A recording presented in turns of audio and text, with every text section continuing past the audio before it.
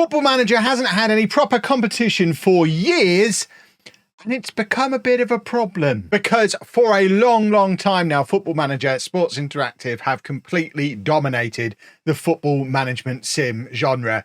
No one else can even try and break into it. But this wasn't always the way. There were times in the past when there were competitors, and you could argue, and I don't know if there's some kind of correlation here, that the times when there were strong competitors are the times the genre moved forward the most. And it's starting to become clear that that lack of competition is starting to have a big impact on the game, the genre, the future of the company. And does get me to wondering, what might happen if a serious rival to FM suddenly emerged? Believe it or not, that's what we're going to be talking about in this video. If that interests you, please make sure you leave a thumbs up on the video to let me know you want to see more of this kind of thing. And if you are new, subscribe to the channel, turn your notifications on. We make daily Football Manager content here. And unfortunately, I have a lot more competition than the game does. So I really do need your help in the algorithm. So let's start things off with a history lesson. Because as I'm sure most of you know, Football Manager itself actually started life as Championship Manager back in 1992. And yes, I'm old enough to have played the original. Thanks. And there were plenty of other football management games around at that time. My first exposure to football management games was Kenny Dalglish Soccer Manager in the late 80s on the Spectrum. I distinctly remember playing Premier Manager 1, 2, 3. Was there ever a fourth? Sensible World of Soccer had a great manager mode. And they're just the ones that I played. A quick Google of just looking at the top results tells me that also in the 90s, there was Ultimate Soccer Manager, LMA Manager, Play by Mail. Do you remember Play by Mail? Bottom line, Championship Manager became the industry leader, became the benchmark by being better than all of the competition. Roll around to 2004 and we have the split between the developers of Championship Manager, Sports Interactive, and the publishers of the game, Eidos. Eidos kept the name Championship Manager, Sports Interactive kept the game code and the database, and were sold to Sega, who relaunched the whole thing under the name Football Manager. That game that we still play quite a lot now, which of course meant that there were a few years in like the mid 2000s where we had Football Manager, Sports Interactive's football management game, competing against Championship Manager, Sports Interactive's old football management game. On top of that, we still had LMA Manager that was dominating the management genre on console. We had FIFA Manager from EA. It was a genre that had multiple games coming out every year. And this was also a period of time that gave us things like the 2D match engine, the 3D match engine. Some of the other massive leaps forward that we've had in the genre over the years, such as the change from the little sliders to actual in-depth kind of based on realism as much as they can tactics stuff. Training is much more in-depth than it used to be. Scouting, recruitment, everything is so much further on than it was back in the Championship Manager days. And that fastest period of advancement and development was when Football Manager was just one of 3 or 4 football management sims that were releasing every year. But just like they had in the 90s as Championship Manager when they dominated and became the market leader, we had a repeat of the same thing happening again in the 2000s. Championship Manager was pretty much done by 2010. There was a brief attempt to revive it as a mobile game in 2011, but we haven't seen any sign of it since. LMA Manager, that had originally launched in the late 90s and was the management game on console for a while, was pretty much killed off by Championship Manager and then Football Manager appearing on Xbox, and it was discontinued in 2007, at which point Football Manager stopped bothering with console as well and didn't even return back to that until like 10, 15 years later, because they didn't have to, because no one was making a console management game anymore. Part, of course, from EA, and it was around the mid-2000s that FIFA Manager emerged, originally known as Total Club Manager, but rebranded under the FIFA name, presumably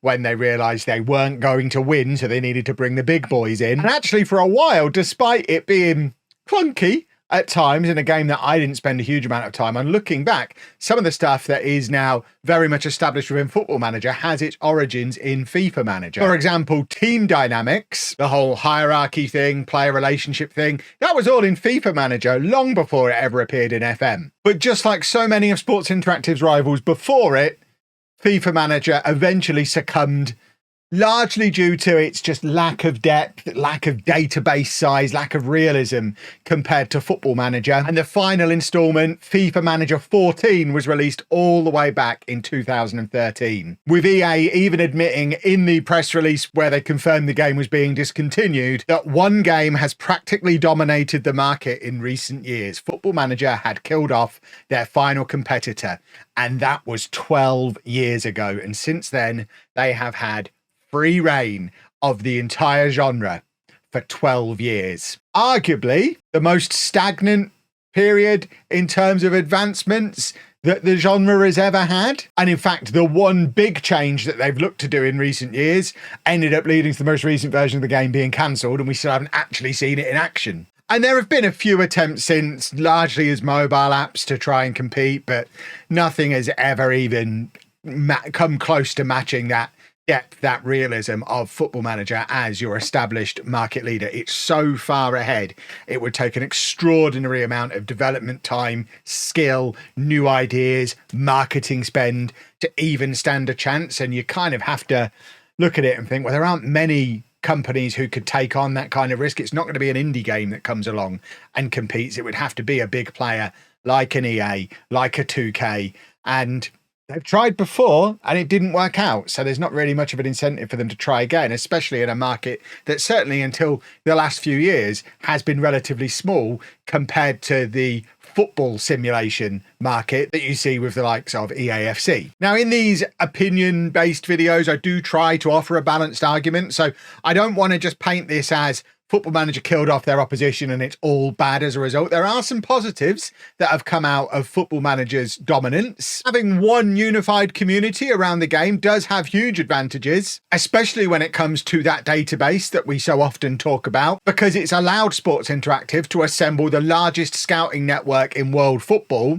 largely on a volunteer basis, of people who want to make their one love, their one game that they want to play all the time, better. They're not having to split themselves between different developers, different publishers. If they want a really cool, complete, perfect football simulation, it has to be Football Manager because it's the only game in town.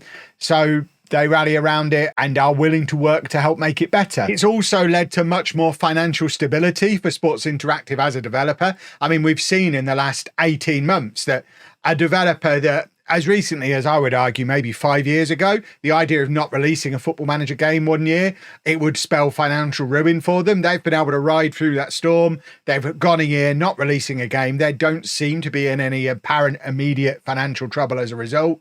And it's because of that stability that being the game that everyone's going to buy every year regardless has given them. They've built up quite the healthy balance sheet. And not only does it give them stability to make decisions like cancelling a game release to make sure the game is right, it does theoretically give them the opportunity to take a few more risks that they maybe wouldn't be able to afford to take otherwise. An example being the introduction of women's football or the acquisition of licenses they've had in recent years, such as Champions League, Premier League. Would this have happened if they'd have been competing with another company to drive those prices up whilst having to share the sales so they had less money to play with to begin with? Probably not. So you could argue that on that side of things, at least, there are elements of the game that have got better as a result of the financial stability and security that the company now find themselves in. It also means that they can develop new features, develop the future of the game on their own terms. They're not in an arms race for new features, shiny graphics, headline capturing stuff.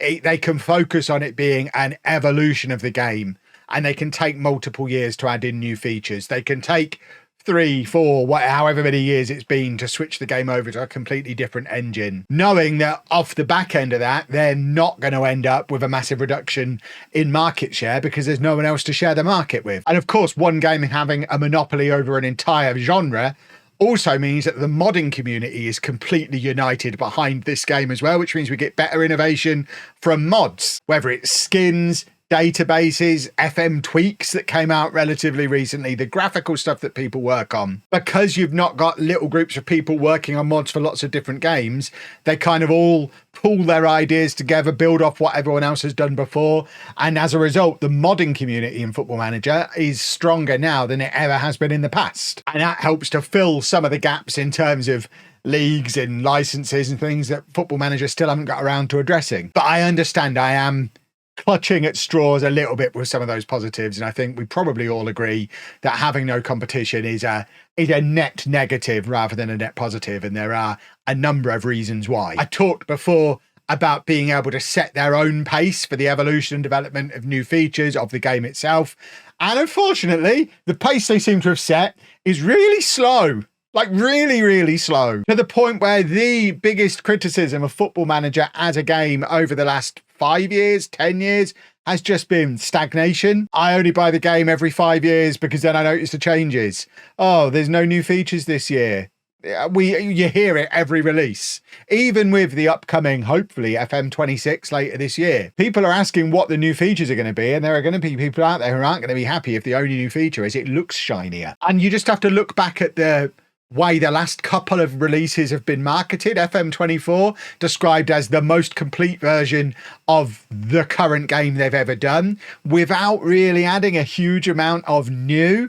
FM23 was the game that had that massive like hour-long video where they didn't really announce anything. There wasn't really anything new, and I think we all came away from that one thinking this is just FM22 ever so slightly polished. And it's something we hear every year, that the new game comes out and there's not really much new, is it? It just looks like last year's game. And they can get away with taking their time, being slow to add features, taking fewer risks, because there's not going to be anyone coming in to do it first. Talked before about team dynamics being in FIFA Manager years ago. And in fact, here's a screenshot of how it looked in FIFA Manager 2013. Look familiar? Well, that feature wasn't added to Football Manager until 2018. Because they didn't have to, because there wasn't a game that had it in. And obviously, as a consumer, it's a huge disadvantage there only being one game for you to choose from, because rather than you being able to choose the best game of the type that you want to play, your choice is play the type of game that you really enjoy, or don't. There is no in between. There is no alternative. There is no grey area. So you either continue to support them and give them your money every year, or you cut off your nose to spite your face and don't get to play at all. So you then end up with this group of people who effectively hate buying it every year because they have to, because they're addicted and they want to play it every year, but they're not really enjoying it and they wish there was an alternative, but they're going to give them their money anyway. And because of that, the sales continue to grow. And from Sega's and Sports Interactive perspective, it looks like the game is growing year on year, and they're clearly doing everything right because player base goes up every year. Yay for us. And meanwhile, as players, we're stuck with the new gen faces that have actively gotten worse over the last 10 years somehow, and have been fixed by the community. We mentioned that before, but SI themselves have no incentive to fix that because they don't need to, because A, the community did it for them, and B, no one else is doing it better. But also we've got stuff like press conference questions haven't changed in 1,000 years. Transfer AI is still absolute nonsense. AI squad management is still rotten. And these are criticisms that were in the game 5 years ago, 10 years ago. Don't get me started on the match engine. These are things that are consistently criticized every year when the game comes out, and they haven't been addressed, and they don't need to be addressed. Because as long as the game is good enough to not turn off people completely, that lack of choice means they have to buy and they have to play, and the cycle continues. And this isn't just an issue that's isolated to the football management genre. We see examples of lack of competition causing problems in other areas of gaming as well. Competition drives innovation. You just have to look at how good FIFA was when Pro Evolution Soccer was there pushing it every single year. Ask anyone, they'll tell you they were the glory days of FIFA. PES was pretty good as well. But since Pro Evo died, FIFA and in more recent years, EAFC has kind of gotten worse. Feel free to use the comment section to tell me the last big innovation EAFC had. It was probably Ultimate Team 12 years ago or whenever it was. Doing a little bit of research online also shows me that the NFL games have had a similar issue. You used to have NFL 2K and Madden NFL when they were competing with each other. Both games were pushing each other to get better and better every year. Then EA got the exclusive license to the NFL, and since then the Madden games have stagnated, I'm told. I mean, I've never played one. really not my thing. So with all that being said, are there any potential challenges to Football Manager even on the horizon, or is this just a situation we're going to have to put up with for another 12 years? And weirdly, I think one of the most likely ways that could happen is if we have a repeat of the split that happened 20 years ago when Eidos and Sports Interactive went their separate ways. And there are a lot of echoes from the past with Championship Manager 4's delayed release and the mess that it was when it came out that we're now seeing with the absolute dumpster fire that was FM 25 and eventually being cancelled. And although Sports Interactive weren't immediately split off from Eidos straight off the back of that, it was the thing that got Eidos thinking. It's the thing that got them to set up Beautiful Game Studios, the company that took over the development of Championship Manager when Sports Interactive left. And you have to wonder that if there are further development hurdles with the next Football Manager game, whenever that may be, at what point does Sega decide to hand the franchise off to another developer? Because ultimately, Sega owns Sports Interactive, Sega own Football Manager. So they could take it off Sports Interactive and give it to someone else. And we've got previous of Sports Interactive in that situation, not taking that lying down and spinning off and taking their code with them. Imagine a scenario where Sega set up a new company to make Football Manager. Meanwhile, EA buy Sports Interactive and we get the return of FIFA Manager, but with the Football Manager code and database under the hood. Those two competing with each other could lead to some incredible stuff. Aside from all of that, I'm regularly getting emails from various indie developers who are telling me they've got a Football Manager rival on their hands. I have a look at most of them. I'm yet to see one that I think will really have a proper chance at competing with Football Manager. But you never know. Someone might get the golden magical formula, or they might not need to. Imagine if there were a further delay to FM and someone brought out a game that was almost as good in that normal Football Manager slot. And I think at that point, almost as good might be good enough, because by then it's 2 years since we've had a new Football Manager game.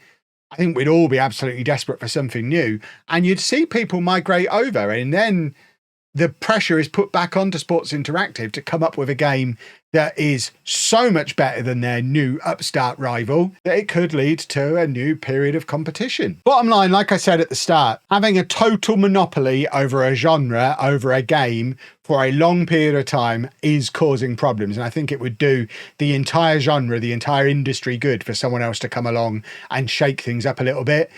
But with Football Manager continuing to accumulate licenses, they've just taken on the Champions League one a couple of years ago. Obviously, we had the announcement of the Premier League last year. Women's football is coming in. There's so much of the football industry in general tied in with Sports Interactive and tied in with Football Manager now. The potential for Sports Interactive to be doing their own real-life scouting platform is only going to further entwine them within real-life football. And the deeper ingrained with that they get and the more established they get as that dominant part of football and not just gaming, the harder it's going to be to topple them. What I'm saying is, if someone's going to do it, they need to do it pretty quickly. This is their opportunity. There is no Football Manager game out at the moment.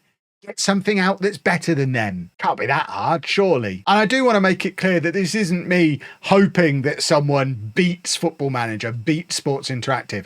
I love this game. I've been playing Sports Interactive football management games for 30 plus years. It's a huge part of my life. I mean, I once worked out I'd spent about 10% of my entire life playing Football Manager and Championship Manager. That means I'm averaging like 2.5 hours a day every day since I was a newborn baby, factoring in like sleep and stuff. It's a lot. It is a lot. But I do love it. So I don't want it to go anywhere. I just want it to get better, and I want it to exist, and I want it to thrive. And I think the best way for that to happen is with a proper competitor. I know you don't like it when I talk about wrestling, but bear with me very quickly. After WCW went out of business in the early 2000s, WWE was rubbish for 20 years. Then AEW came along, and I know a lot of wrestling fans don't like AEW, and that doesn't matter, because just the fact that AEW exists, WWE is better than it has been since the 90s now. Competition helps.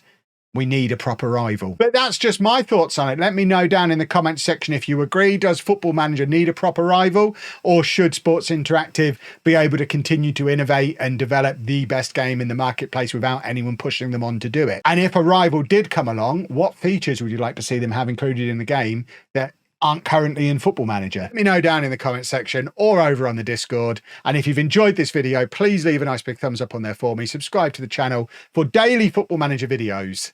And thank you very much for watching.